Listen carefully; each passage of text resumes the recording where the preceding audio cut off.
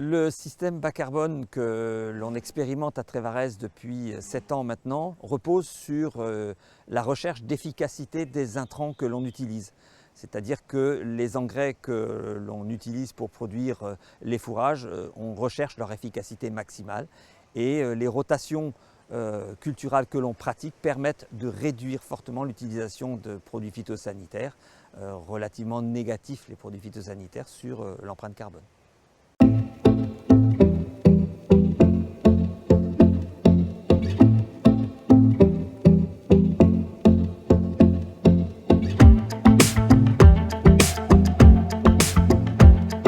Bienvenue à la station expérimentale de Trévarez dans le Finistère.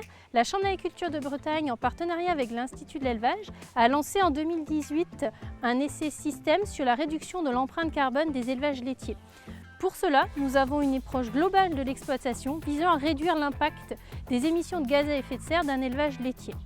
Pour cela, notre troupeau bas carbone dispose de 125 vaches laitières sur une SAU de 125 hectares, avec comme seulement 10 hectares de céréales, 40 hectares de maïs et le reste en herbe. Le maïs en silage représente la majorité de l'alimentation des vaches laitières, puisque c'est plus de 50% de la ration annuelle des vaches qui est composée d'ensilage de maïs. Il représente également 30% de la SFP. Donc pour produire le maïs à Trévarez, on s'appuie sur 3 éléments très importants. Le premier, c'est la valorisation des engrais de ferme, des déjections produites par les vaches laitières, à savoir fumier et lisier. À Trévarez, le maïs est produit quasi exclusivement à partir de ces déjections-là. On n'utilise pratiquement pas d'engrais minéraux, c'est-à-dire que le seul engrais minéral qu'on utilise, c'est l'engrais starter, dans le contexte de zone froide dans lequel on est. Le deuxième élément, c'est le choix des variétés. On choisit des variétés adaptées à la zone dans laquelle on est, avec des indices de précocité entre 230 et 240. L'objectif étant d'atteindre 32% de matière sèche pour l'ensemble des parcelles que l'on cultive au 10 octobre.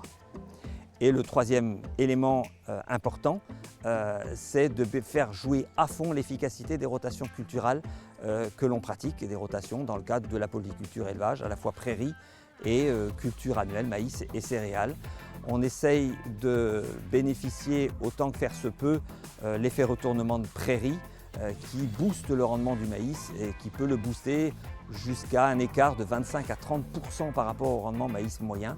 Et ça tire forcément le rendement du maïs vers le haut.